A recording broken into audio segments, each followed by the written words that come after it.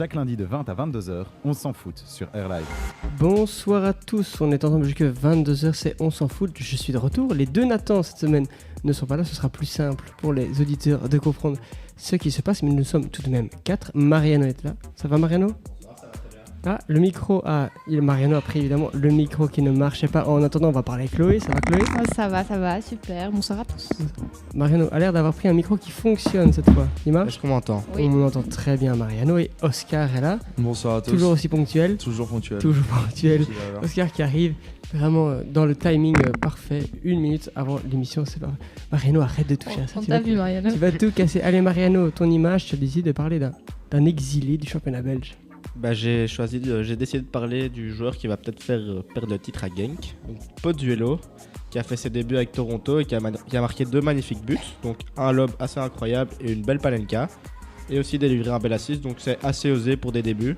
Il a été ovationné et tout, donc un bon début pour lui au Canada. Tu parles de Genk, moi aussi je vais parler de Genk, qui a gagné 3-0 face à Anderlecht. C'était l'ouverture des playoffs ce week-end.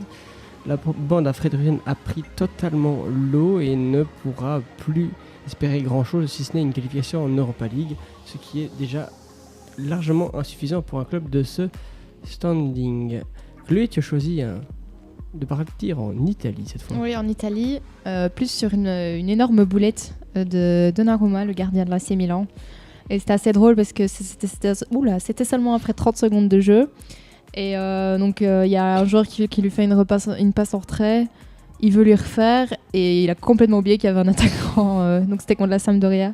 Et franchement c'est assez drôle à voir comme but, comme quoi c'est pas le top d'être gardien ces temps-ci et les erreurs ça se paye cash quand on est à ce rôle-là gras. Oscar, ton image c'est... Alors mon image c'est les larmes de Iago Aspas ce week-end après le match face à Villarreal. On rappelle Iago Aspas qui était à la Coupe du Monde cet été, qui vivait une saison l'année dernière remarquable avec presque une vingtaine de buts et qui s'est terminée par une Coupe du Monde. Là il était blessé depuis 3 mois, le Celta était 18ème, Villarreal 17ème. Ils avaient 4 points de retard sur Villarreal, donc vraiment un match très important parce qu'il n'y a pas de barrage en Espagne, 18ème on descend. Et le Celta était mené 2-0 après un quart d'heure. Aspas a inscrit le but du 2-1 en première mi-temps. Maxi Gomez le 2 partout à la 70e et Aspas a inscrit son doublé à la 86e en transformant un penalty. Il est sorti quelques secondes avant la fin du match. Il a laissé les larmes couler tout à la fin. Un retour qui pourrait donc peut-être condamner Villarreal et sauver le Celta Vigo. À voir d'ici la fin de saison, ça promet. On va faire une petite pause et après on se retrouve avec Oscar directement pour le Tour d'Europe. Il y a plein de choses à voir, dont la course au titre en Allemagne qui fait rage entre Dortmund et le Bayern. On en parlera juste après parce que on parle pas souvent de Bundesliga, mais s'il y a un championnat en plus de l'Angleterre où il y a du suspense, c'est justement en Allemagne. À tout de suite. Qu'ont fait les grands clubs ce week-end, vous saurez tout. Après notre Tour d'Europe. Et on commence en Serie A où la Juve l'a emporté 1-0 face à Empoli. Je perds le fil de ma chronique. Donc la Juve l'a emporté de la plus petite démarque face à l'Empoli avec un but de Moïskine 3 minutes après son entrée en jeu, qui a délivré la vieille dame et qui est donc la vieille dame prépare doucement mais sûrement son quart face à l'Ajax. Naples est allé gagner 4-1 à Rome, les Napolitains quasi sûrs de finir deuxième désormais, à l'inverse de la Roma qui sort du top 6, synonyme de place européenne. La Lazio leur est passé devant suite à leur victoire 1-0 à Giuseppe Meazza avec un but rapide de Milinkovic-Savic. Les Ladiales reviennent donc à 3 points de l'AC Milan qui n'a pas su profiter de la défaite interiste en ayant perdu 1-0 sur la pelouse de la Samp avec une belle boulette, comme l'a dit Chloé, de Donnarumma à la clé. La Fiorentina et le Torino se sont quittés sur un nul 1 partout, tandis que l'Atalanta est 6ème après avoir dominé Parme 1-3 malgré le 10e but de Gervinho cette saison. En Espagne, le Barça file vers le titre et a dominé l'Espagnol 2-0. N'arrivant pas à marquer pendant un peu plus d'1 heure, ils s'en sont remis une nouvelle fois à une merveille de coup franc de Messi, l'Argentin scellant le score 20 minutes plus tard avec un bon service de Malcolm. Le Brésilien câline en la Pulga au Camp Nou, moins d'1 an après avoir câliné Maxime Puig au Matmut Atlantique. Les Blaugrana gardent donc leurs 10 points d'avance sur l'Atlético qui a écrasé Alaves 0-4 avec des buts de Costa et Morata. Une grosse victoire face à une équipe qui joue l'Europe cette année. 2 points derrière, les Colchoneros, on retrouve le Real qui s'est difficilement défait de Huesca 3-2 grâce à un but sublime de Benzema à la 89e minute. Le FC Séville a dominé Valence mais s'est incliné 1-0 à la maison et laisse donc leur adversaire direct leur passer devant. Valence 6ème, talonne donc Alaves et Retafe 4ème qui s'est incliné 2-0 face à Leganés. En bas de classement, donc Iago Aspas a signé son retour après 3 mois d'absence en inscrivant un doublé lors de la victoire 3-2 du Celta face à Villarreal, une victoire cruciale pour espérer se maintenir. En Ligue 1, le PSG s'est imposé 1-0 à Toulouse avec une équipe remaniée, un but de Mbappé à un quart d'heure de la fin à mi-fin au suspense. Les Parisiens comptent toujours 20 points d'avance sur Lille avec un match en moins. Les Lillois qui nous ont offert un match fou, menés 2-0 face à Nantes après 2 buts en 2 minutes à la 55e et 57e. Les Dogs voyaient la défaite se profiler, mais un éclair de Pépé pour servir Raphaël Leao à la 62e les a relancés. S'en est suivi encore une fois 2 buts en 2 minutes de Pépé et Bemba à la 68e et 69e. Ce qui nous fait donc 5 buts en un quart d'heure et une victoire 3-2 pour le LOSC qui a vu les Canaries envoyer un penalty au-dessus de la barre à la 83e minute. Ils gardent donc leurs 4 points d'avance sur Lyon qui s'est défait tardivement de Rennes 1-0 grâce à Martin Terrier, alors que l'OM qui menait 2-0 après 15 minutes face à Angers au Vélodrome s'est effondré et a concédé le nul 2 partout suite à 2 pénaltys de Mangani. La Ligue des Champions s'éloigne pour les Marseillais. Et on s'est bien ennuyé une nouvelle fois devant Amiens-Bordeaux. 0-0, une nullité absolue, week-end après week-end. Petit détour européen avant d'aller en Allemagne, en commençant par les Pays-Bas où l'Ajax recevait le PSV en espérant recoller au classement, chose faite après leur victoire 3-1. Luc de Jong égalisant à l'heure de jeu, les rouges et blancs de l'Ajax s'en sont remis à un pénalty de Tadic puis un but de Neres pour revenir à 2 points du PSV et leader. Et en Écosse avait lieu le Old Firm, le Celtic accueillait leurs amis Rangers dans un match électrique. Hudson-Edouard a ouvert le score à la demi-heure de jeu, 3 minutes avant l'exclusion de Morelos côté Rangers. Mais les hommes de Gerrard n'ont rien lâché et même égalisé à l'heure de jeu avant que Forrest n'inscrive le but de la victoire pour les locaux à la 90e. On aura droit à un deuxième coup de poing et donc un deuxième rouge en fin de match. Donc à savoir que le premier rouge c'était un premier coup de poing d'un joueur du Rangers de Morelos. Et en Bundesliga, la course au titre est passionnante, et oui. Dortmund, deuxième à la différence de but, a su repartir avec les 3 points de son match face à Wolfsburg, mais non sans difficulté, n'arrivant pas à trouver la faille pendant 90 minutes, avant un doublé éclair de Paco Alcacer à la 90e et 94e minute. 2-0 donc pour le Borussia qui s'est emparé de la tête en attendant le match du Bayern. Et le Bayern a craqué, mené 1-0 après 3 minutes, ils ont vite réagi par l'intermédiaire de Lewandowski, un partout à la 22e, mais n'ont jamais su faire trembler les fils une seconde fois malgré une barre de Goretzka à la 93e minute. 2 points séparent donc les deux clubs avant leur rencontre le week-end prochain à l'Allianz Arena qui s'annonce bouillante. Pendant ce temps-là, Mönchengladbach ne cesse de chuter et s'est incliné 3-1 à Düsseldorf. Ils sont désormais 5e derrière Francfort qui a dominé Stuttgart 3-0 et Leipzig qui a atomisé l'Hertha Berlin 5-0 avec un triplé de Youssouf Poulsen. Schalke s'est donné de l'air en gagnant à Hanovre 1-0 et a 6 points d'avance sur le premier relégable. Enfin, Hoffenheim a surclassé Leverkusen 4-1 avec un doublé de Belfodil passé en 2016-2017. Standard. Au standard, magnifique. Un point sépare les deux équipes, 7e et 9e.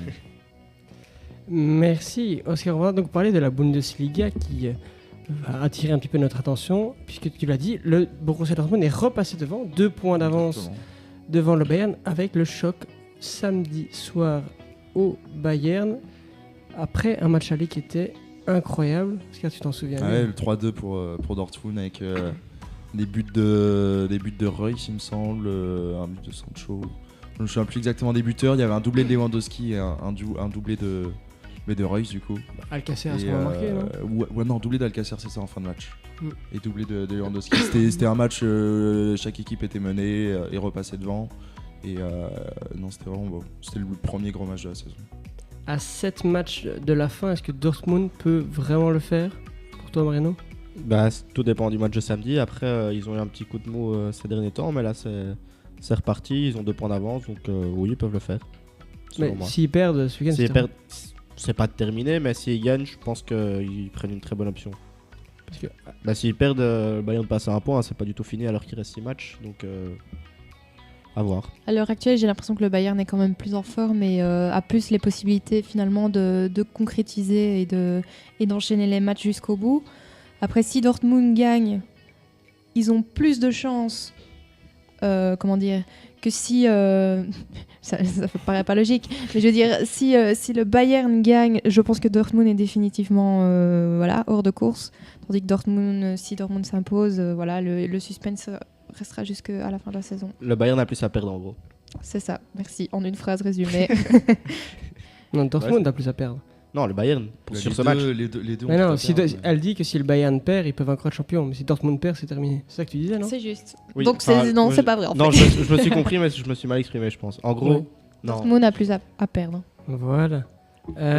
Oui, ok, vu comme ça aussi, ouais. Enfin bref. Parce qu'après ce match, il restera donc 6 matchs seulement. Les deux équipes joueront 2 matchs à l'extérieur et 4 matchs à domicile. Mais d'abord, ce gros choc samedi soir, 18h30, il me semble. 18h30, c'est ça. Et puis ça va jouer souvent. vraiment en dehors de ce match. Dans les deux cas, il y aura donc 4 points d'avance. On pourrait être à 5 points d'avance pour Dortmund.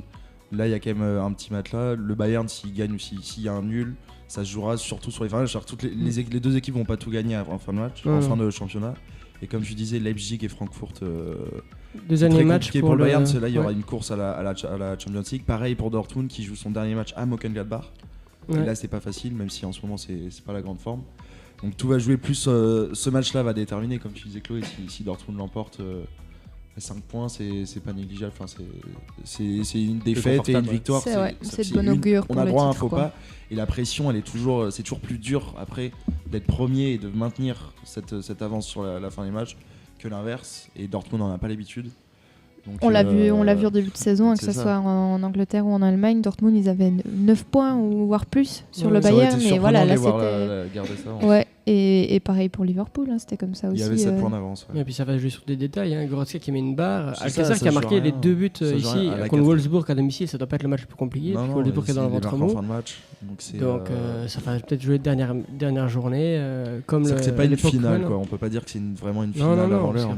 Les 6 matchs, ça va pas être comme City, où tu sais que City et Liverpool, au moindre faux pas, c'est presque éliminatoire ici. Bon, sur les 6 matchs qui restent, les deux équipes vont peut-être faire 2 faux pas. Après, les deux équipes n'ont plus que ça à jouer. Les deux sont sortis de la Ligue des Champions. Donc après, ça finalement, va être ce sont les deux championnats les plus attractifs parce qu'en Italie ou en France, c'est joué. Il n'y a plus, plus aucun intérêt à regarder. Parce qu'on sait déjà l'issue. Ouais, clairement. Ici, c'est toujours mieux quand il y a du suspense. Ouais, ce serait bien un petit peu de changement en Allemagne où t'as tout le temps le Bayern qui gagne. Ça fait quand même longtemps. C'est pour ça, moi aussi. Je suis à fond derrière Dortmund. Je pense que Oscar, t'as choisi ton équipe vu ton t-shirt jaune et noir. Exactement. Bah, regarde, Deutsche Post. C'est pas hasard. Il vient, il est supporter en plus, Oscar. Parce que bon, Bordeaux le fait chier de semaine après semaine, donc il s'est choisi une autre équipe un peu plus exaltante. Bien obligé. En tout cas, j'ai remarqué quelque chose, tu parles bien belge maintenant. Les 90, là, ça passe bien. Non, je suis bien obligé. Tu t'es bien adapté. Il a compris que sinon on le reprenait quand il dit Toby Alderweireld. Je me fais bien charrier en France dès que j'envoie des 90. J'ai pas trop le choix. C'est le seul moyen pour t'accepter. Ça a fait grincer des dents au début quand j'ai dit qu'il y avait un Français dans les candidats. Forcément. Mais oui, évidemment. Et Chloé, elle s'en souvient très bien. Je rigole. Quand j'ai dit il y a un Nathan, il y a un Français, t'es un Français, t'es sûr, machin et tout. C'est toi qui avais compté sur ta photo de couverture. Ouais, c'est toujours, ça. Je crois, toujours. C'est possible, je sais plus. Ça va, si c'est compté, ça va. Ouais. Lui, ça va. C'était dans l'euphorie. Ouais, mais on peut comprendre. On aurait probablement fait la même. On aurait fait la même. On va pas se mentir. C'est pas grave. Bon, on va se retrouver dans quelques instants et après Chloé va nous parler des diables. Je ne sais pas exactement ce qu'elle a prévu, mais bon, ça va toujours être très bien. Et juste après, on parlera de Toby Alderweireld qui est possiblement sur le départ du côté de Tottenham. On va un peu discuter ce qu'il devrait faire d'ici le mois de juillet. Restez avec nous, on est ensemble jusque 22h.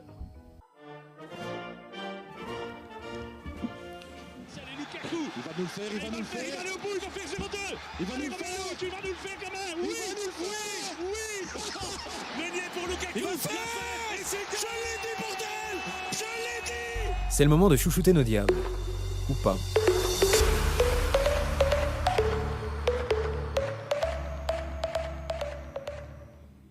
Alors, je vais commencer cette chronique Diable Rouge par les propos de Romelu Lukaku qui ont été relayés par Otro. Je ne sais pas si c'est comme ça que ça se prononce, mais voilà. Alors, Otro, c'est une plateforme qui a l'ambition de devenir le Netflix du football et c'est donc un site qui propose de l'actu, des vidéos et des documentaires exclusifs sur un bon nombre de stars du football, à savoir Messi, Zidane, Neymar, Beckham, Suarez, James Rodriguez, Cantona, Dybala, Lieke Martens chez les femmes et Romelu Lukaku, pour en revenir aux propos. Et donc, dans une série de 6 épisodes qui lui étaient consacrés, le Diable Rouge a fait parler de lui, puisque dans l'épisode intitulé « Hué par la Belgique », il a avoué qu'entre l'équipe nationale et lui, ce sera toujours une relation amour-haine. Il a été notamment marqué par le match de qualification face à l'Estonie, où la Belgique s'était imposée 8-1, et où il avait marqué 2 buts. Et il va plus loin en disant que cette compétition lui a donné un sentiment dégoûtant. À chaque fois, je joue pour la Belgique avec un sentiment de colère plutôt que d'orgueil. Des mots relativement forts donc. Et donc Lukaku est tout de même quelqu'un de confiant puisqu'il a également avoué que les gens lui demandaient souvent s'il se considérait comme l'un des 3 meilleurs attaquants belges de tous les temps. Et il en a rajouté une couche en affirmant « Je dirais même que je suis le meilleur de tous les temps avec 1 km d'avance. Je suis le meilleur buteur en équipe nationale avec 34 buts marqués sur mes 33 derniers matchs. Qu'est-ce que tu vas dire maintenant ?» Pour le coup, Romelu, il a quand même raison. 34 buts en 33 matchs, c'est quand même pas mal. Et ça a le mérite d'être clair. Et donc, finalement, ce Romelu est resté sur le banc pour son retour à la compétition après son forfait avec l'équipe nationale lors de la rencontre qui opposait Man U à Watford ce week-end.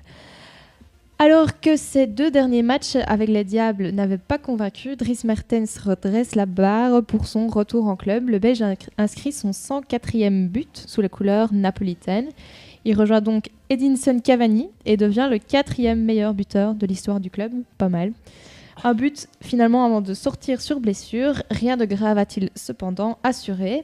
Le contrat du Diable s'achève en juin 2020 et son avenir reste flou, mais Ancelotti a laissé filtrer des indices laissant croire à une éventuelle prolongation. Ensuite, Youri Tielemans qui s'est montré décisif pour la 5e fois de rang en Première Ligue en délivrant un assist qui a pris la forme d'un centre millimétré déposé sur la tête de Jamie Vardy avec qui il affiche une belle complémentarité. Il a une fois de plus été élu homme du match. Alors qu'il n'avait pas du tout la confiance du côté de Monaco, le Belge est en prêt du côté de la Première Ligue et brille véritablement. Il est devenu un pion important dans la formation de Brendan Rodgers. La transaction entre les 2 clubs n'envisageait pas d'option d'achat, mais les Foxes ont montré de l'intérêt pour s'attacher définitivement les services du Belge. Le montant en question tournerait, à votre avis, autour de... Moi j'ai un peu suivi les chiffres, donc c'est triché. 45 millions, et donc ça pourrait rapporter gros à Monaco, mais aussi, on l'imagine, du côté d'Anderlecht.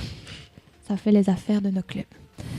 Alors, impeccable en sélection, Toby Alderweireld n'a pas eu de chance du tout pour le match qui opposait les Spurs à Liverpool à la 90e minute. Une tête de Salah surprend Loris qui repousse malencontreusement son ballon sur Alderweireld et qui ne peut pas empêcher le ballon de traverser la ligne. Il offre finalement la victoire à Liverpool qui peut toujours rêver du titre. On en parlera juste après, mais Alderweireld pourrait bel et bien être sur le départ. Enfin, comme l'a évoqué Oscar tout à l'heure, petit tour en Écosse ce week-end avec le match qui opposait les grands rivaux, à savoir le Celtic Glasgow face aux Rangers.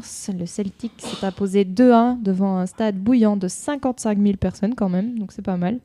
Avec notamment Boyata qui était en pleine forme et qui avait déclaré forfait pour le second match de la Belgique pour des raisons personnelles, on ne sait toujours pas pourquoi. Personnelles du coup. Cette victoire, elle permet au Celtic de se rapprocher de son 50e titre. Pas mal, et le 8e d'affilée. Alors notons évidemment les retours de De Bruyne et Witsel sur la pelouse qui ont tous deux manqué les derniers matchs de qualification et Coucou aussi à Company qui s'est entraîné mais qui n'était pas présent sur la feuille de match ce week-end. On se réjouit de voir notre Kevin préféré avec les Diables finalement en juin, lui qui n'a plus porté le maillot de la Belgique depuis juillet passé, donc presque 1 an qu'on l'a plus vu jouer avec les couleurs de la Belgique. Comme de fou. Impressionnant. De Bruyne qui a d'ailleurs annoncé être candidat aux élections fédérales avec son mouvement JME-BLC, traduction je m'en bats les couilles. Bon, ça c'était l'énorme poisson d'avril qui était signé 7/7, la référence. Enfin bon, on en aura vu des belles aujourd'hui, j'ai vu ça, j'étais là, oh non malheur. Enfin bref. Et enfin finalement, j'aimerais bien souligner la victoire de la Coupe de la Ligue en France avec Strasbourg pour parler un peu de notre 4e gardien, Mats Sels. Dommage pour lui, il n'a pas joué en fait le match. Et il a chauffé le banc et donc il n'a pas participé à la séance de tir au but qui a départagé les 2 équipes. Attends, on va passer à la suite. Il fallait que les gens voient la tête de Oscar quand on a parlé de cette finale. Ce match de merde, je suis désolé. Moi j'étais à Lille parce qu'un mois avant on avait Bordeaux en demi, on s'était dit qu'on allait à Lille voir Bordeaux en t'avais finale. Des places Bordeaux jouait Strasbourg, non on n'avait pas les places, on s'est dit on a un vous pote allez à Lille. aller à Lille pour... On va à Lille voir le match. Finalement on va quand même à Lille parce qu'on est entre potes et étant à Lille on regarde la finale que je sais pas pourquoi 0-0 tir au but, un des pires matchs et le lendemain on se tape à bien Bordeaux, on a regardé 100-210 minutes sans but, c'était sympa. Magnifique. On va parler donc d'Alderweireld, comme tu l'as dit, qui n'a plus qu'1 an de contrat à Tottenham, mais qui a une clause de 27 millions d'euros, ce qui n'est clairement pas cher pour un joueur de sa qualité à seulement, entre guillemets, 30 ans. De nombreux clubs se positionnent. Tottenham, évidemment, voudra le garder. Il y a également la Juve. On a parlé énormément de Man U. Même si d'autres clubs, Chelsea pourrait également être sur les rangs. Question simple, où doit aller Alderweireld à partir du moment où il a globalement le choix à ce prix-là? Des clubs que tu as cités, moi il y a Man U c'est plusieurs fois ils sont déjà positionnés sur lui, non?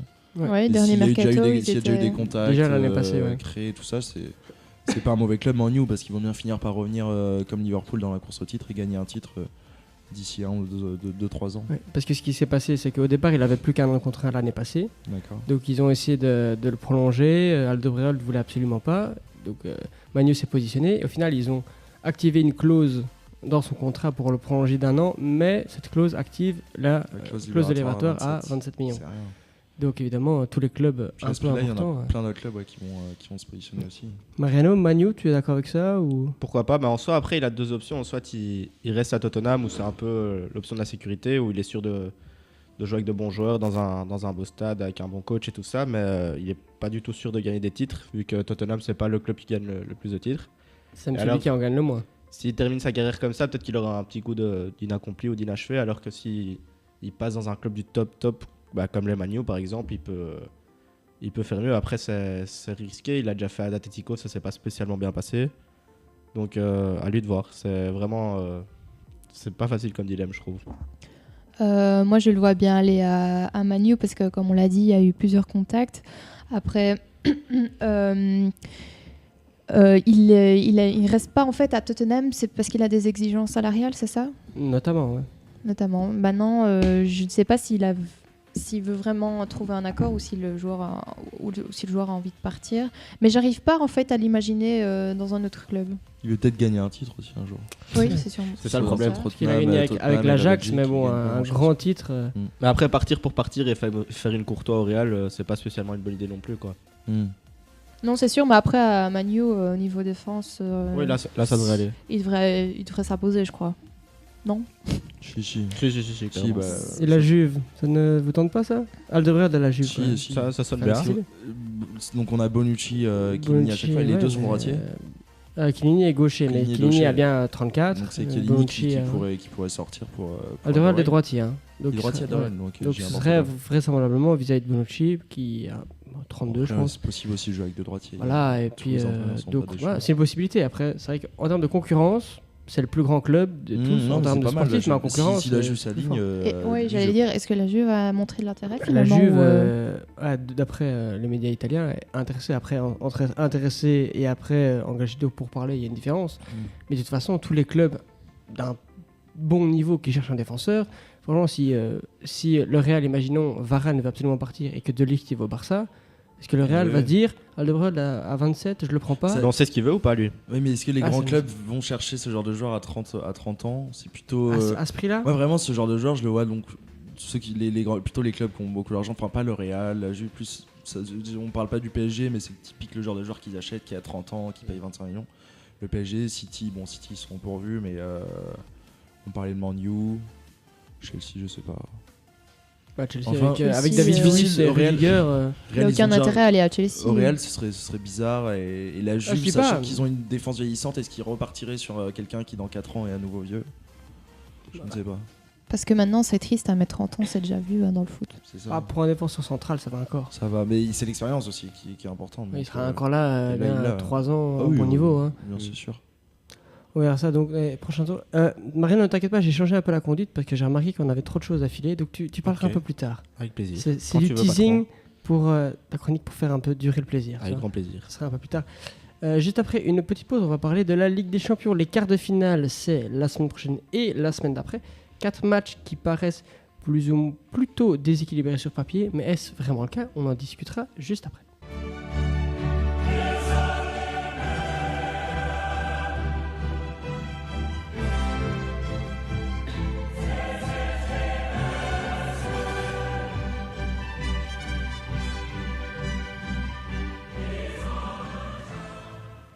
On est de retour donc pour parler de la Ligue des Champions, les quarts de finale qui commencent mardi prochain. Premier match, le match que tout le monde attend, Porto-Liverpool. Plus sérieusement, est-ce que Porto a une vraie chance dans ce match ou globalement on s'en fout et on passe vite à autre chose? On peut passer à autre chose. Bon, ça reste un quart de finale, on a vu tout l'Ajax sortir le Real, on a vu Man U avoir aucune chance contre Paris, donc il y a toujours de la chance, il suffit ou plutôt de malchance pour Liverpool, mais logiquement... Le truc, c'est qu'il y a Ça l'autre match fait en mal. même temps, du coup. Oui, bien sûr. En plus, oui, est-ce qu'on va le regarder? Non. Non. C'est sûr que non, quand il y a Tottenham City, mais... Et oui, Tottenham, Manchester City, Tottenham qui a réussi l'exploit de faire 1 point sur 15 en Première Ligue, une première depuis 2008. C'est tout de même pas mal, ce qui coïncide en plus avec le retour du buteur maison, Harry Kane. Est-ce que dans ces conditions, Tottenham peut créer l'exploit impossible, Mariano, tu crois? Au risque de décevoir Oscar encore une fois avec mon terme de club sans âme, je pense que City fait partie d'un des clubs sans âme et je mettrai une petite pièce sur Tottenham cette fois-ci. Même si Tottenham n'a pas spécialement d'âme ces derniers temps, mais Tu crois? j'y crois, ouais. Chloé, tu n'as pas l'air moi, convaincue. je ne sais pas en fait. Une compétition n'est pas à l'autre. Tottenham était déjà dans le mou quand ils ont battu Dortmund. C'était pas folichon non plus, mais ils sont passés.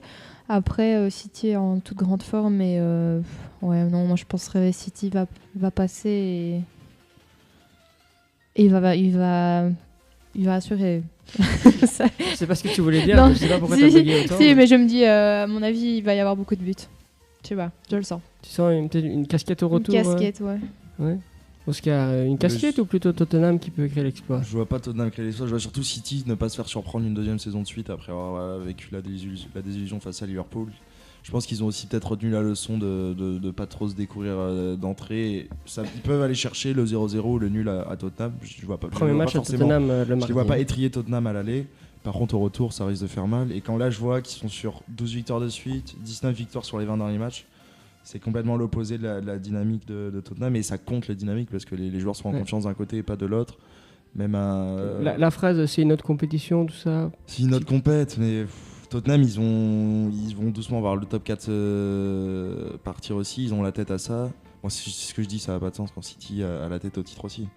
Mais sur le papier, sur le jeu, sur tout, Ouais, il mais y a pas Tottenham photo. a beaucoup plus à perdre en championnat que City, qui était déjà champion l'année passée. Voilà, en Bon, plus, pire. City veulent cette Ligue des Champions. Je dis pas qu'ils ont plus envie parce que tout le monde en a envie, mais ils ont déjà fait mieux que l'année dernière. Tottenham en allant en quart. L'année dernière, c'était les 8e. Donc c'est pas une compétition ratée s'ils se font sortir. Après, de là, se faire étrier à domicile, non, mais je les vois vraiment pas passer. Tottenham qui va bientôt inaugurer son nouveau stade. Match peut-être un peu plus intéressant. Opposition de style entre l'Ajax, une équipe toute jeune, plein de joueurs peu expérimentés qui a éliminé le Grand Real, et la Juventus, équipe beaucoup plus expérimentée. Est-ce que justement cette opposition de style peut poser problème vraiment à la Juve, tu crois, Mariano? Ben, j'ai dit que le Real allait passer et je me suis trompé parce que l'Ajax c'est impressionnant. Après, je les vois pas passer contre la Juve, mais j'ai vraiment envie de mettre une pièce sur eux parce que Ouais. j'ai vraiment beaucoup apprécié les deux Non, mais là matchs. c'est le cœur qui parle. Mais la raison, qu'est-ce qu'elle en pense? Non, la raison, ce sera Ronaldo. Encore Et et tout. il sera là, Ronaldo Ouais, la question, ouais. ça fait. Allegri est optimiste pour qu'il soit là Mhm. pour le match aller. Tant qu'il fait le retour, comme à l'Atlético, Oui, pas c'est besoin, sûr. pas besoin qu'il joue les deux matchs. Premier match à la Cruyff Arena. Tu penses comme ça aussi, la Juve trop forte? Moi j'étais un peu triste quand on a dit d'office l'Ajax tombe contre la Juve, donc c'est bon, ils sont éliminés. Bah pourquoi pas créer un deuxième exploit, ils ont les capacités pour, et moi justement je mets une pièce sur eux. Les On Ajax. sent la supportrice qui a envie que... Non, Ils mais aussi. moi j'aime bien voir les équipes comme ça qui grâce à leur centre de formation arrivent à bousculer les plus grands quoi. Oscar, toujours par ça qui rapport peut à les il y a plaisir. quelques années, on peut comparer l'Ajax avec ce qu'avait fait Monaco il y a 3-4 ans aussi, une équipe Mhm. très jeune, pas expérimentée, Ouais. qui arrive et qui bat tout sur son passage, qui avait éliminé City. City puis Dortmund. et qui a Est-ce créé des que espoirs. c'est comparable et qui Monaco avait perdu face à cette équipe justement de la Juve avec l'expérience, le métier, qui sait être un peu vicelard quand il faut. C'est différent dans le sens où le Monaco c'était donc une équipe française qui ils avaient plus, c'est pas forcément le centre de formation pour le coup. Monaco c'était plein de petites pépites qu'ils ont achetées et qu'ils ont revendues très cher dans les grands clubs. Là ceux de l'Ajax, à part De Jong et De Ligt, ils vont pas tous partir dans les plus grands clubs européens. Donc en termes, et puis il y avait Mbappé à Monaco Parce que c'est pas forcément le projet aussi. Tout à fait. Monaco, le président, il a clairement pour projet. Oui, de revendre. De revendre. Non mais c'est-à-dire que l'Ajax aussi va revendre, mais c'est pas le même calibre de joueurs, par rapport aux carrières qu'ils font. Quand on voit Bernardo Silva d'un côté, Bakayoko, Enfin, tous ceux qui ont commenté Mbappé. Je m'arrête à 3 joueurs, mais. Carrasco, non. Carrasco. Non. Il était même pas là. Enfin, je trouve ça différent. Et puis là, l'Ajax, ils viennent de sortir aussi. Nabil Diarra. Nabil Diarra, qui est le joueur Ronny Lopez. Ouais, ils viennent de sortir le Real quand même, donc je pense qu'ils ont vraiment l'insouciance d'avoir mis 4 buts à Bernabéu. C'est le jeu, mais c'est aussi de l'insouciance. C'est qu'ils se rendaient pas forcément compte en direct de ce qu'ils faisaient. Pourquoi pas rééditer cet exploit face à la Juve? Parce que leur jeu, justement, je vois pas la Juve face à l'Ajax subir en bloc bas et l'Ajax avoir le ballon. Donc la Juve aura quand même le ballon et va quand même subir des contres, je pense. Et à ce jeu-là, l'Ajax, ça fait mal. Il n'y a plus Buffon. Parce qu'il y avait face à Monaco, il y avait aussi un grand Buffon. Je sais pas, franchement, c'est pour moi un des matchs. Chesney, on n'en parle jamais, mais il fait ses matchs, c'est sûr. Il fait vraiment ses matchs. Mais il remplace pas. Il remplacerait un Buffon cette année, mais le Buffon d'il y a encore 3 ans était très bon. Ça, je suis d'accord. Et franchement, je suis vraiment déçu. J'arrive pas à me prononcer sur ce match, même si c'est Ronaldo. Sur ces 10 derniers matchs qu'il a joué, à part ce triplé, il met plus trop de buts. Ça reste un triplé en Ligue des Champions. Quoi. Après, on arrive à un stade où c'est compliqué de se prononcer, quoi. Ils ont tous là où méritent, Liverpool, tu vois, ou City sont pour moi plus favoris que la Juve face à l'Ajax. Ils ont vraiment montré des belles choses. Quoi, c'est le match où il y a le plus de suspense pour toi? Ouais. Et ce n'est pas Manu-Barcelone? Même pas. Non, même pas. Non. Personne ne croit. J'hésite entre les deux, mais plus. Un nouvel exploit mancunien. C'est pas possible. C'est sur papier la plus belle affiche, mais. Barcelone est trop fort cette année, je crois. Barcelone est fort, mais ils y croient tellement les mancuniens que. Un nouvel effet Solskjaer. Franchement, maintenant qu'ils ont sorti Paris, on sait jamais. Avec leur équipe de jeunes. Non, moi j'ai vite oublié. Franchement, je supporte Paris en Ligue des Champions, mais c'est pas un truc. J'en fais tu n'as pas pleuré le soir. Ah, mais non. Par contre, j'étais étonné de voir des Parisiens. Bon, ils étaient évidemment dégoûtés, mais moi, si Bordeaux fait ça, j'en chiale pendant un mois. Donc, c'est compliqué. Tu crois pas du tout à Manu face au Barça? Non, le Barça est vraiment au-dessus cette année. Et après ce qu'a montré Manchester à Paris, même si c'était une équipe assez jeune avec beaucoup de blessés, je ne les vois vraiment pas passer contre le Barça. Et après, il y aura les demi-finales, puisque d'un côté, la Juve et l'Ajax avec Tottenham City, de l'autre, potentiellement donc une demi-finale entre Liverpool et le Barça. Des belles affiches en perspective, mais il faudra donc voir la première et la deuxième semaine des vacances de Pâques. On ne pourra pas être là pour en parler, on en parlera dans un mois, puisque le lundi de Pâques, il n'y aura pas émission malheureusement. On se retrouvera le 29 avril, c'est dans longtemps, c'est pour ça qu'il faut être là ce soir. Juste après une petite pause, on va parler de la Première Ligue, le championnat que tout le monde attend, avec du suspense en tête de championnat, Liverpool qui est repassé devant, 2 points d'avance, mais un match de moins, et puis la bataille pour le top 4 qui fait de plus en plus rage avec 4 équipes en un petit point. En attendant le match d'Arsenal ce soir, restez avec nous.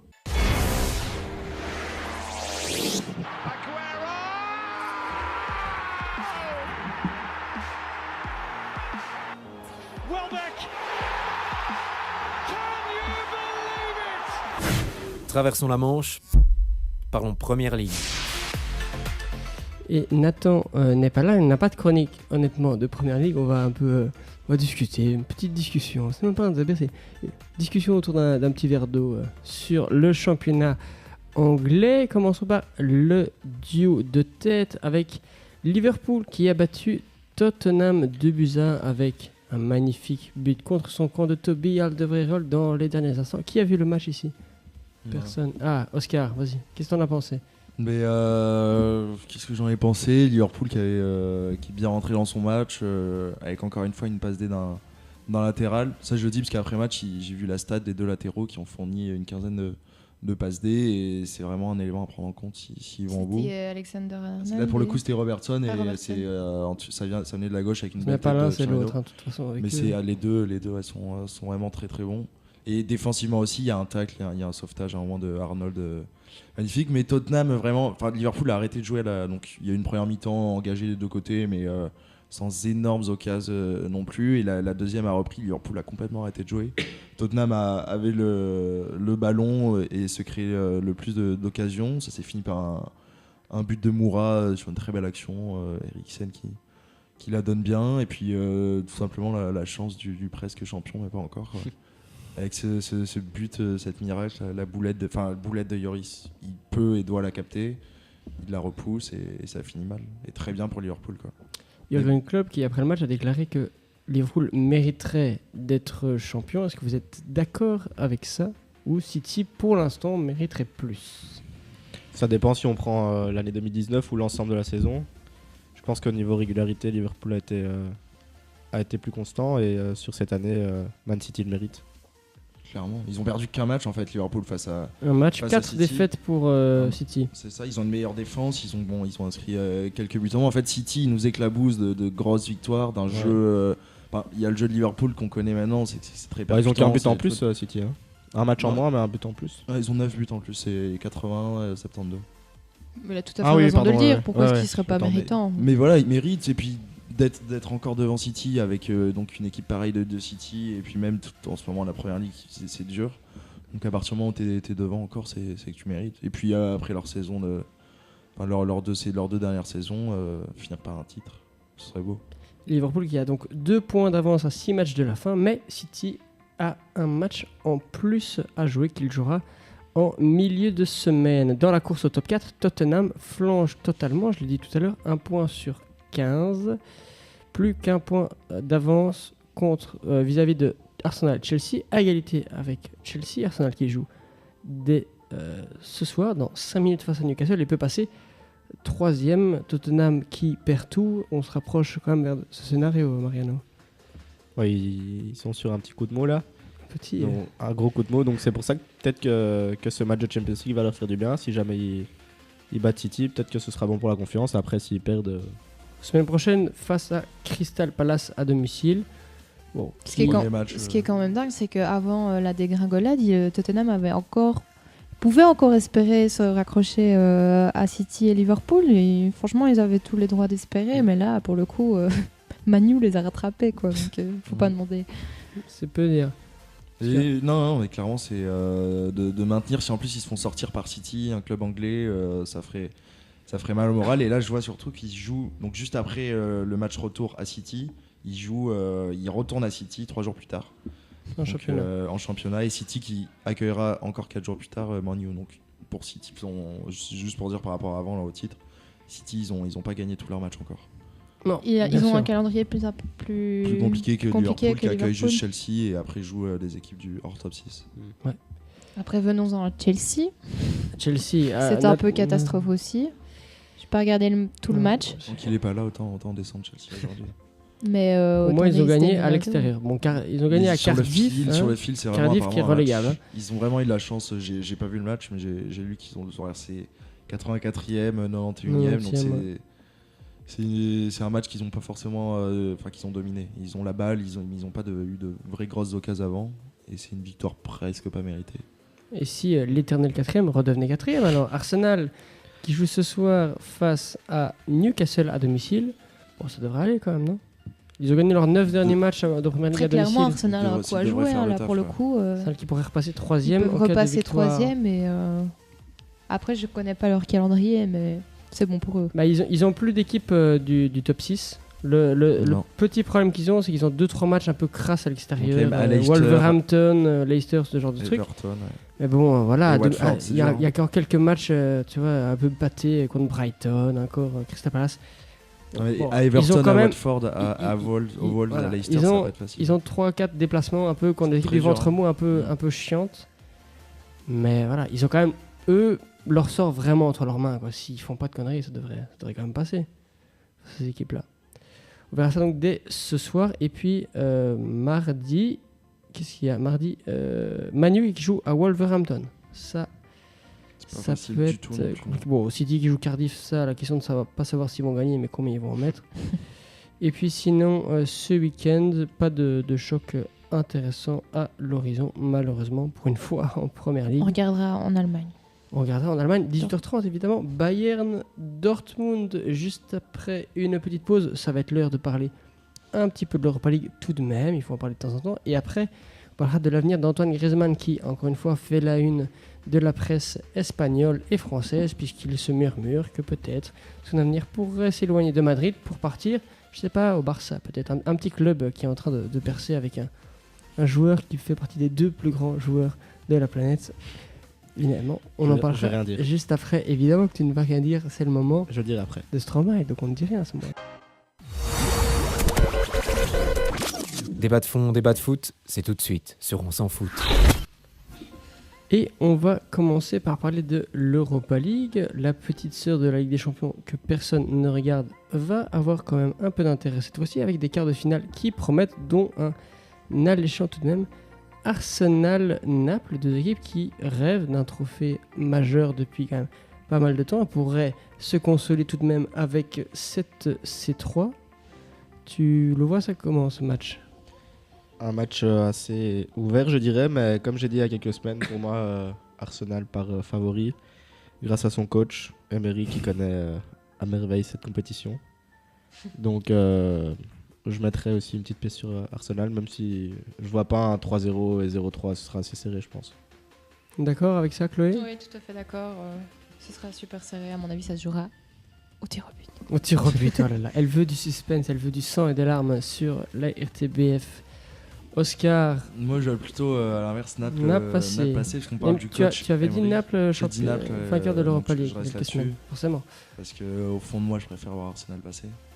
C'est Mais bien, c'est après, bien, ça. rationnellement, il y a le côté entraîneur, mais il y a Ancelotti du côté de Oui, Naples. c'est sûr. Et il connaît pas la même, mais il connaît la version plus développée, on va dire. Parce que prestigieuse. Emery, la version plus développée, il connaît les 6-1. C'est Voilà. c'est très différent. Mais Naples, Tout en son honneur. en fait, voilà, Naples en accrochant, enfin, s'ils perdent pas, même en perdant à Naples, à Arsenal à l'aller, ils ont l'avantage de recevoir au retour. Avantage qui n'en est plus un ces derniers temps, mais quand même. Et Naples à domicile, c'est quand même très très très solide. Donc là, ils viennent d'en mettre 4 à la Roma au Stadio Olimpico. Donc franchement, je les vois pas. Je vois pas Arsenal les mettre vraiment en difficulté au vu de leur prestations. Contre Rennes, c'était quand même poussif. Il y a eu ce 3-0 au retour. Ça aurait pu, ils auraient dû passer à la trappe. Bah avant aussi, c'était contre qui ils ont pris Le Baté. Avant contre le Baté, Baté, ouais, ils c'est avaient ça, perdu ils à ont- l'aller. Ça passe limite pour l'instant, mais je garde ma pièce sur eux. Ce qui est un peu dommage, c'est que finalement, c'est une affiche, c'est une finale avant l'heure, quoi. Parce que quand on clairement. regarde les autres matchs, C'est vrai que Slavia c'est Prague, Chelsea. Slavia Prague, Il faut Chelsea, espérer qu'il y ait Naples-Chelsea. Benfica, Eintracht et Villarreal, on a Valence. Valence. Parce que là, on n'a Selon- pas les demi. Ouais, si. Selon le calendrier, en gros, Chelsea, s'il passe, il devrait, selon toute logique, affronter en finale Ok, Naples ou Arsenal. Bon, c'est une bonne nouvelle. Donc ça devrait permettre d'avoir. Chelsea-Arsenal en finale, c'est beau. Ça, c'est. Très magnifique. Ça le fait. Mertens contre Hazard. Et c'est vrai que ce qui est intéressant, c'est que C'est vrai. Emery, je pense, a un noyau plus large. Hein, ce soir, il se permet de mettre un gars comme Aubameyang, par exemple, sur le banc. Ouais. Mais Naples, à contrario, son championnat, il est terminé. Ouais, c'est ça aussi. 15 Ils ont points de plus que ça. retard, 10 points d'avance. Donc clairement, s'il faut mettre Ils les vont se permettre de juniors faire tourner, exactement. en championnat, il peut mettre les juniors, c'est pas un problème. Ce qu'Arsenal ne peut absolument pas faire, puisqu'ils sont pour l'instant hors du top 4 et auraient seulement 2 points d'avance au cas où en cas de victoire ce Puis soir. Naples, on les a vus jouer contre Liverpool et Paris en poule, c'était du solide quand même. C'est Ça faisait Naples mal. aurait- Au milieu, Enfin, Alan, il faisait très clairement mal. passé. Koulibaly toujours en défense, les latéraux, Fabian Ruiz, Milik Mertens. Enfin, c'est quand même une grosse équipe qui devrait être là à ce moment-là en quart plutôt en Ligue des Champions. Donc bon. Dans les autres matchs, qu'est-ce qui est intéressant? Allez, Benfica-Francfort, est-ce que ça intéresse quelqu'un concrètement? Benfica, c'est toujours une chouette équipe à regarder Clairement. en Puis compétition européenne. Donc, Moi, je regarderai pas. non, moi non. Bon, Moi non plus, maintenant, mais- tout le monde va regarder le match à la C'est télé, ça, c'est en Arsenal même Naples. temps. Mais Ouais. Francfort, ils viennent de sortir l'Inter, donc je pense que Ouais. ça En va être termes de- intéressant. C'est la parce que- dernière équipe allemande en Coupe d'Europe cette année. Parce qu'en demi, le vainqueur de ce match-là devrait jouer donc Chelsea. Et c'est Arsenal-Naples face aux Espagnols, Villarreal-Valence. Pour les demi-finales, Chelsea face à Slavia Prague. Est-ce que Prague peut faire ce qu'ils ont fait, bon, contre Genk, mais ça on s'en Non. fout, ce qu'ils ont fait contre Séville? Clairement pas. Non? Tu crois pas du tout? Chelsea Non, va tout non, donner pour le dans coup- l'Europa League. Pour le coup, ils sont dans la merde niveau Bah, ils sont encore championnat. là, ils sont pas à 15 points de derrière. Ils peuvent Non, avoir- mais Non, justement, mais- je pense qu'ils vont chercher à la limite ils peuvent aller chercher la Ligue des Champions gagner là-dessus, quelque au cas où. chose. Enfin, s'offrir au moins une finale et là, le Slavia Prague, ça va, ils vont en faire qu'une bouchée. Ouais, Chelsea va sûrement faire finale en Europa League. C'est Sûrement. logique. Ouais. On verra ça donc jeudi de la semaine prochaine. Maintenant, on va parler de un cas qui fait débat année après année, celui d'Antoine Griezmann. Retrouvez On s'en fout tous les lundis de 20h à 22h sur Airlive.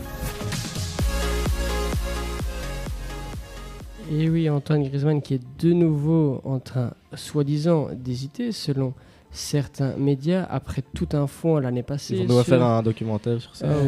La décision. Il y en a déjà trop. L'année passée, est-ce qu'il allait rester à l'Atlético pour devenir une légende là-bas? Pourquoi pas faire la finale au stade de l'Atlético, la finale de la Ligue des Champions cette saison? Est-ce qu'il allait aller au Barça pour gagner des trophées, mais être dans l'ombre de Messi, voire de Suarez, voire d'autres joueurs? Et finalement, l'élimination de l'Atlético en huitième de finale face à la Juve pourrait faire réfléchir de nouveau le bon vieux Grisou, qui pourrait partir pour seulement 120 millions d'euros si sa clause est activée avant le mois de juin. Ça va. Est-ce que Griezmann doit partir selon toi, Oscar? Mais doit, oui et non. À la place de Griezmann, tu pars? À la place de Griezmann, si je peux aller au Barça, moi je vais au Barça. Après, à la place, si moi je suis à la place, si c'est moi, après lui dans sa tête, je sais pas s'il a cette admiration du Barça. Mais en dehors de ça, c'est l'Atlético en fin de cycle, il y a Godin qui va partir, Simeone qui s'essouffle avec son style de jeu adoré, décrié, mais plus décrié. Et puis les joueurs ils font venir le joueur, il y a Hernandez aussi qui s'en va, son ami français. Hernandez qui part au Bayern. Du club. Donc après d'avoir prolongé l'année dernière, d'avoir fait tout ce théâtre, cette comédie pour rien, et pour prolonger, il restait, s'il part l'année d'après, tout simplement parce qu'il se fait éliminer. C'est-à-dire que ce serait un échec dans sa carrière de partir de l'Atlético sans à ce moment-là, sans rien gagner d'autre qu'une Liga, même si il n'a pas gagné la Liga, il était pas là, il a gagné l'Europa League. Il a gagné l'Europa League.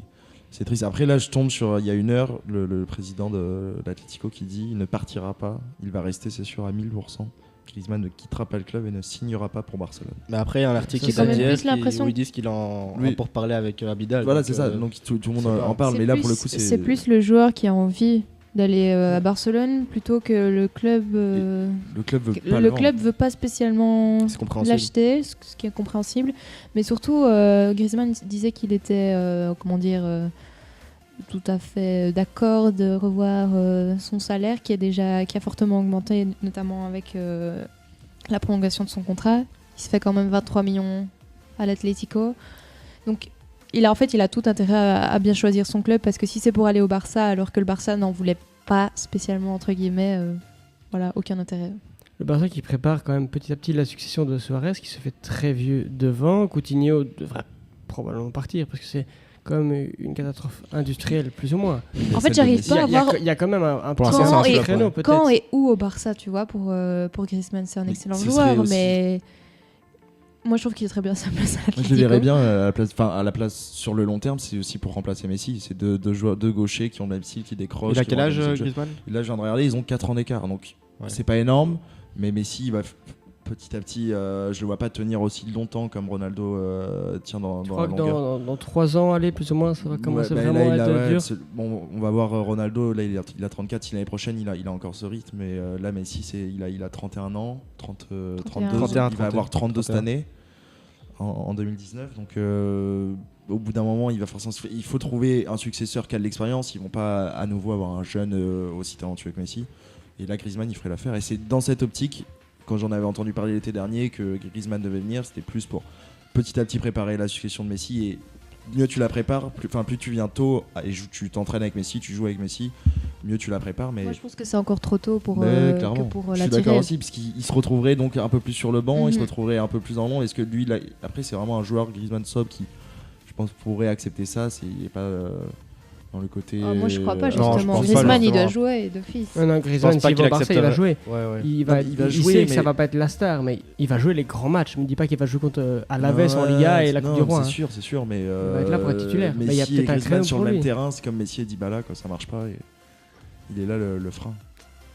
On verra ça donc. Mais sinon, d'autres clubs, on sait qu'il était fan de Man U, avec notamment David Beckham, parce qu'à ce prix-là, on parlait d'Alderweireld tout à l'heure. Au-delà d'un club qui, de base, sont intéressés, à ce prix-là, Griezmann 120, vu le marché, je ne vais pas dire que c'est cadeau, mais presque. Non, mais ça l'est. Et puis, donc, que seulement le Barça se positionne, ce serait quand même surprenant.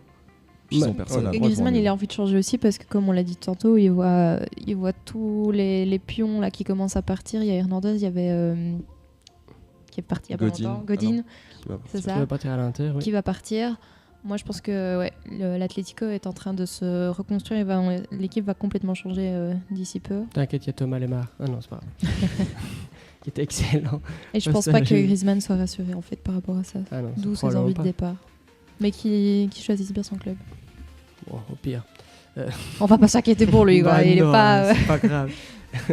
On verra donc ça dans les prochaines semaines. Il reste 3 mois plus ou moins à Griezmann s'il veut partir, parce que bon après ça va être passé à 200 millions, qui sera beaucoup plus compliqué. Même s'il le veut, à partir du moment où le président veut pas, il peut très bien partir au clash, s'embrouiller, mais il finira par rester. Ouais. On verra ça donc dans les prochaines semaines. Juste après une dernière petite pause, on va faire le focus évidemment de Marino. Je ne sais pas du tout sur quoi il va faire. Je vais pas le dire parce que je fais une petite devinette en fait. D'accord, il fera une petite devinette. Et après, le quiz évidemment que l'équipe autour de moi attend. Parce que Mariano a l'air très motivé. Bah écoute, j'ai gagné mon premier quiz la semaine passée. Donc voilà, il va vouloir confirmer. Nathan n'est pas là, donc le niveau sera un peu plus élevé. Mais ça, on ne va pas lui dire. À tout de suite. Retrouvez On s'en fout tous les lundis de 20h à 22h sur Air Live.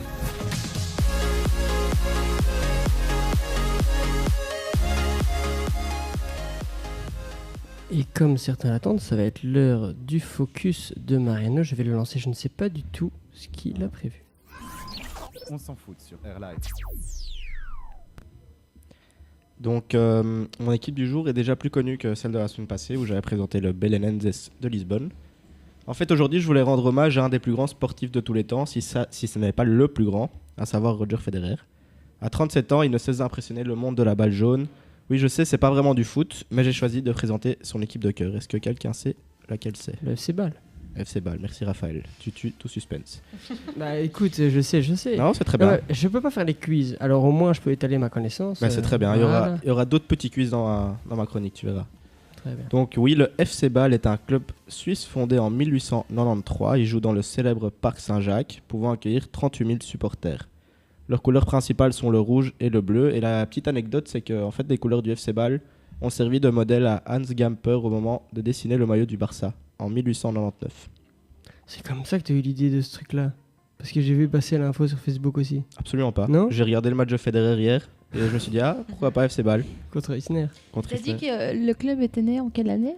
En 1893. 1800, ok, c'est parce que je pense que t'as dit 1993, je me suis dit Ah oui c'est bien Ah, jeune pour un club, mais donc, du coup 1893, avec les je couleurs, je fais le titre. Je précise alors 1893, Ouais. merci.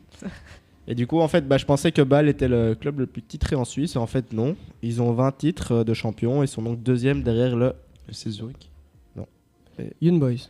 Non, le Grasshopper de Zurich. J'ai failli le dire. Et les 27 titres.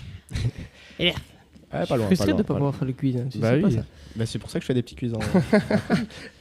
Du coup, le championnat suisse regroupe seulement 10 équipes, où chaque équipe se joue 4 fois les unes les autres. Les meilleurs clubs du championnat suisse sont donc Bâle, les Grasshoppers, mais aussi les Young Boys de Berne, le FC Zurich ou encore le Genève Servette. Est-ce que vous pouvez me C'est citer... plus trop actuel. Ouais. Bon, ça va. Est-ce que vous pouvez me citer des anciens joueurs de Bâle ? Salah et Frey. Frey, ouais. Le frère Aucune Chaka. idée. Mhm. Il y en a un qui m'a énormément surpris. Il y en je ne a savais un pas qui du est, tout. un bac qui était à Anderlecht. Comment il s'appelle ? Ah non, ne spoil pas, je vais le dire à la fin. Ok. Bah donc- Oui, je vois. Oui, je me souviens. On a dit Alexander Frey, c'est un joueur emblématique de la Ouais. Nati. Et Shaqiri, non, il a pas joué. Ouais. Il y a aussi Shaqiri, donc aujourd'hui à Liverpool. Steiner, non ? Lichtsteiner, je pense pas. Enfin, je sais pas, je me dis tous les bons joueurs suisses. Il y a Breel Mbolo, qui est aujourd'hui à Schalke. C'est le joueur le plus cher de l'histoire de Bâle. Il a coûté 25 millions. On a aussi Yann Sommer, le gardien d'équipe nationale.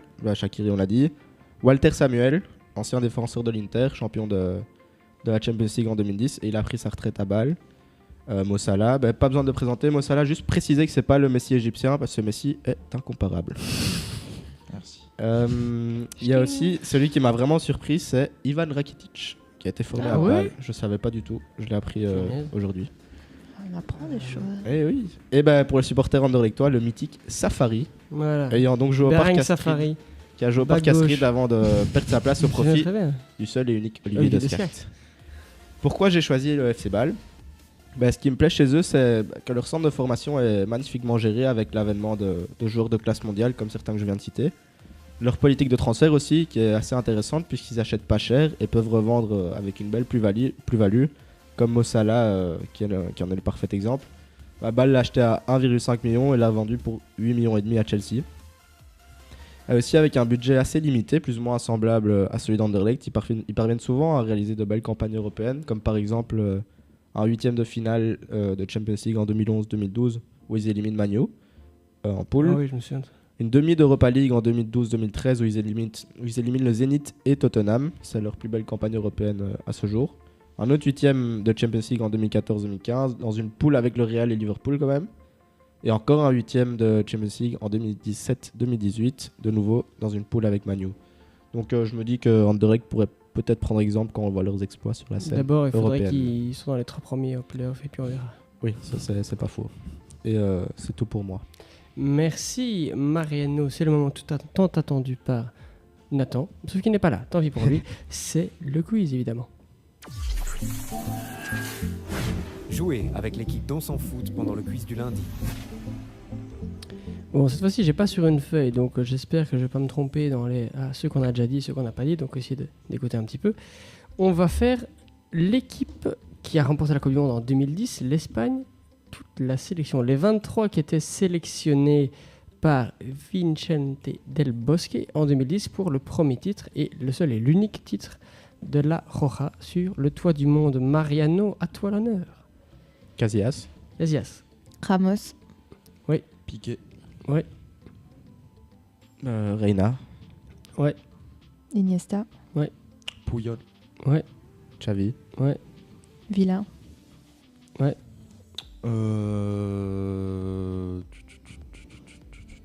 Torres. Ouais. Busquets. Oui. David Silva. Oui. Arbeloa. Oui. Capdevila. Oui. Alonso. Oui. Alonso.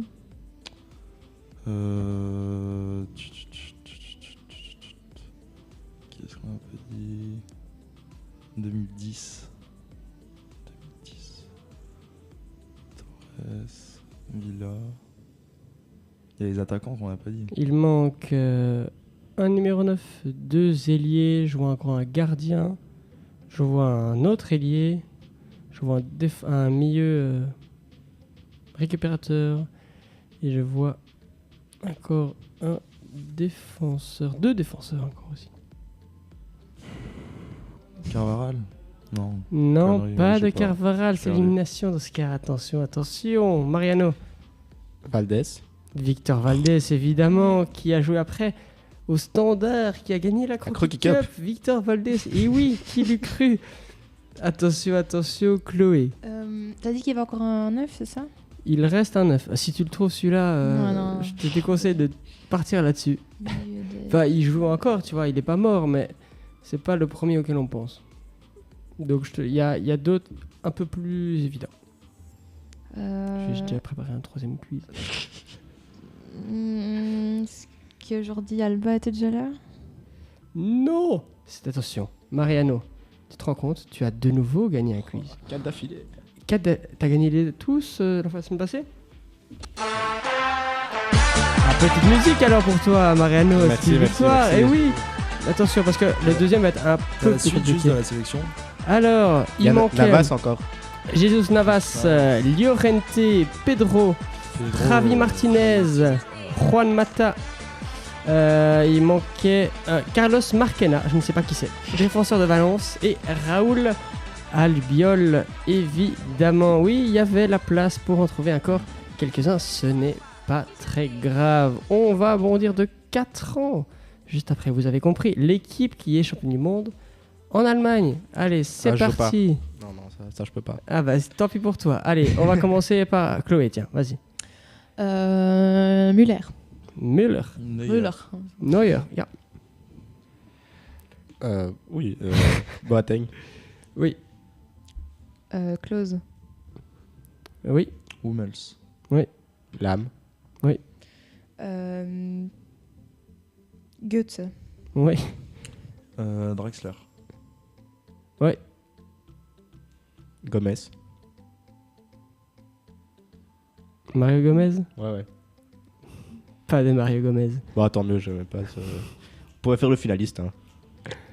Kroos. Tony Kroos, Schweinsteiger. évidemment. Schweinsteiger aussi, bien sûr.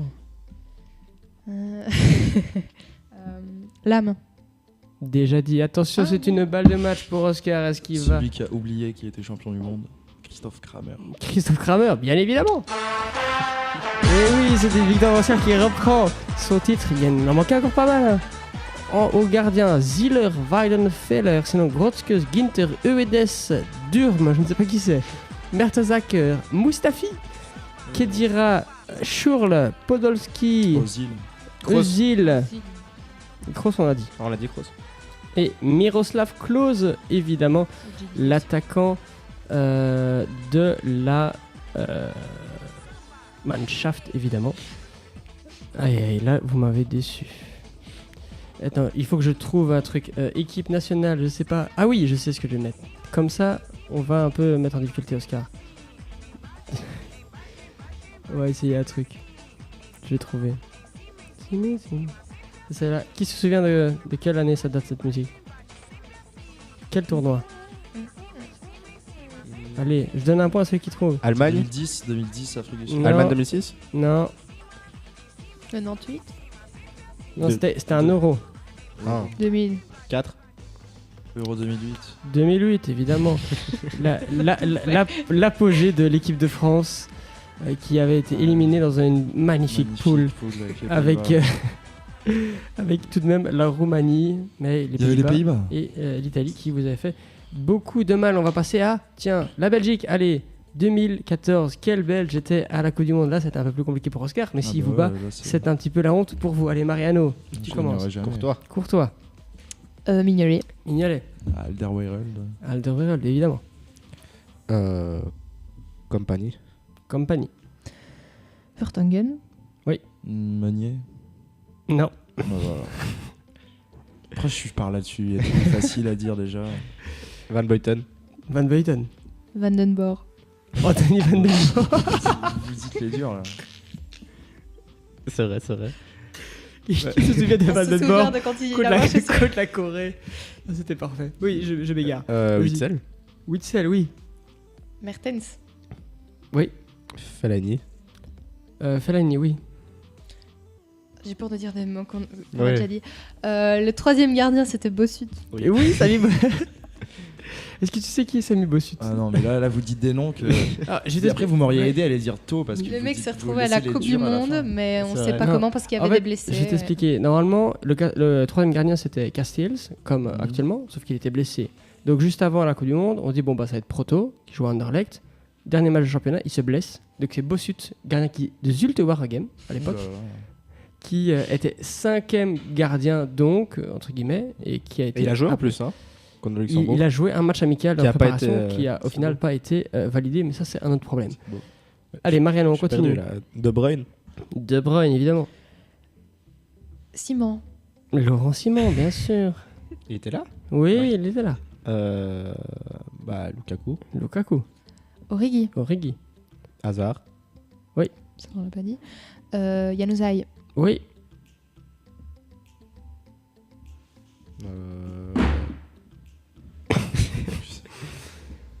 honnêtement, je sais pas qui on n'a pas dit, mais il y en a Ouais, c'est un ça. que je vois et je sais que lui on l'a pas dit. Donc je sais qu'on n'a pas tout fait. Mais il y en a deux, trois. Miralas. Miralas. Là, je vois un milieu de terrain qu'on n'a pas Simons. dit. On l'avait repris. Simmons n'avait Non. pas été pris. Mais non, mais si, c'était le scandale, Ouais. je me souviens à l'époque, parce qu'il avait été pris pendant toutes les qualifs, parce les qu'il qualifs, voulait de l'expérience Simmons, même au mois de mars, et puis Oh non, il ne l'a pas pris. C'était ma chance. On va terminer sur on va faire un petit dernier. Et il était là, Nainggolan? Non. Il était pas encore, il était encore à Cagliari à l'époque. On va faire un peu plaisir tout de même à Oscar avec un quiz spécial sur Et les c'était qui sur la les bleus. personne qui restait? Nicolas Lombards. Ah oui, oui. Lombard. Avec Olivier Giroud, qui est devenu maintenant 3e meilleur buteur de l'histoire des Bleus, mais qui ont marqué au moins 15 buts avec l'équipe de France. Qui va pouvoir me citer les noms ici? Ça va être compliqué, mais j'ai envie de voir combien vous pouvez en citer. Il y en a 23. Allez, 23 joueurs ont mis plus de 15 buts avec les Bleus. ouais. Ok. Attention, Mariano, je t'écoute. Trezeguet. Trezeguet, évidemment. Henri. Henri. Platini. Platini. Zidane. On peut dire Giroud. Tu peux aller. Giroud. Ouais, on a dit les 5 premiers là. Griezmann. Benzema. Oui. Mbappé, il en a mis 15. Hein. 12, ouais. Non. Pas dès qu'il avait Mbappé. Pas J'en encore. ai mais un non. autre. Allez, vas-y. Platini. On a déjà dit. Allez, éliminé, c'est bon. Fontaine. Juste Fontaine, bien sûr. Cantona. Cantona. Papin. Ah, c'était mon dernier. Allez, il y a encore un joueur actif. Encore un joueur actif. Qui est plus bleu, mais qui est encore dans un club en plus d'un niveau pas mal. Ah, j'allais dire Malouda, du coup, non. Il joue en Allemagne. C'est ça? Et Malouda, de toute façon, on n'est pas dedans. Ah, mais oui. Il joue en Allemagne. La cicatrice. Oh, bah, c'est Ah, facile. oui. Ribéry. Djorkaeff. Djorkaeff. Si je te dis... Est-ce qu'il y en a encore un assez connu? Allez, moi, si je te dis Euro 2000, la France égalise dans les derniers instants du Trezeguet. temps réglementaire. Non, pas le but en or, juste avant. Un attaquant de type black. Tu m'aides beaucoup là. C'est étonnant. On va polémiquer ici. Parce que c'est vrai que les autres, Ah, est-ce que si c'est plus de 15 goals? même pas. Non, bah, je sais pas. Ah non, mais- Wiltord. Sylvain Wiltord, évidemment. Il reste sinon Laurent Blanc, assez curieusement, même s'il était défenseur. Sinon, les autres, j'avoue qu'on les Copa, il a connaît. mis 15 buts. Copa en a mis, ouais. Sinon, il y en a beaucoup que je connais pas quoi. C'est-à-dire Jean et Paul Nicolas, je sais pas qui c'est. Ah non. Roger Piantoni, Hervé Revelli, Eugène Maes, Dominique Rocheteau, c'est les gars. Rocheteau pour le coup. Pas de regret. Jean-Vincent, Jean-Nicolas, je connais pas. C'est des Jean, années- Jean c'est Barat, Avant les années 50, il y en a pas mal. Je pense. dans les années 40, pendant la guerre, tout ça. Moi, je retiens pas ce qui a été dit, sinon je gagne tous les quiz. Bah en oui, fait, hein. C'est ça. évidemment, bah oui, c'est ça. C'est con, hein. Moi, ça va être à la fin de l'émission. Fini un peu plus tôt cette semaine, mais bon, c'est la dernière semaine. Et on vous inquiétez pas, après, il nous reste seulement 2 émissions. Je rappelle que le lundi 1er, enfin le lundi 22, donc le lundi de Pâques, nous ne faisons pas émission parce que nous sommes en vacances. Non, plus sérieusement, l'IEX est fermé, donc on n'a pas les clés. C'est aussi simple que ça. Et donc il nous reste 2 émissions, le 29 avril et le 6 mai, puisqu'à partir du 13, il n'y a plus cours, donc il n'y a plus émission. Il en reste donc 2. Est-ce que quelqu'un a un petit mot à faire passer, un petit ou un grand mot, parce que là on a le temps. Moi, je salue ma famille s'ils m'écoutent. Et je voudrais remercier Florentin qui m'a aidé pour la partie Alderweireld. C'est un fervent supporter de Tottenham. Donc, je lui ai demandé quelques petits conseils. Et voilà. Conseil sur quoi? Non, son point de vue et tout ça, pour voir ce qu'il pensait sur tout ça. D'accord. Chloé, vas-y. J'ai pas de mot particulier. Non, tu t'en fous. Ok. Chloé n'a vraiment personne à saluer. Est-ce que c'est triste? Probablement. Peut-être. Tant pis. Allez, Oscar, dis-moi que tu vas Non, mais moi, je salue saluer la Bordeaux RM et qui tout ça. m'écoute, Voilà, ouais, la RM. Mais je sais pas qui m'écoute, tout le monde n'écoute pas. Voilà, c'est ça en fait. Fur et à On ne sait mesure. pas Voilà. qui nous écoute. Donc. Mais Moi, je je- remercie Mika aussi, Mickaël, un pote de Julien qui écoute assez régulièrement. Une dédicace à l'Illusion et à MGK à Lille qui se reconnaîtront. Et puis mes grands-mères, mon père et ma mère qui écoutent de temps en temps. Et j'en oublie sûrement, mais j'envoie le lien et je remercie ceux qui écoutent à chaque fois. Moi, je remercie les 650 Sénégalais qui sont sur la page On s'en fout et qui. C'est véridique, hein, sur la page, le deuxième pays le plus représenté après la Belgique, c'est le Sénégal, troisième la Côte d'Ivoire, et après, c'est d'autres pays africains.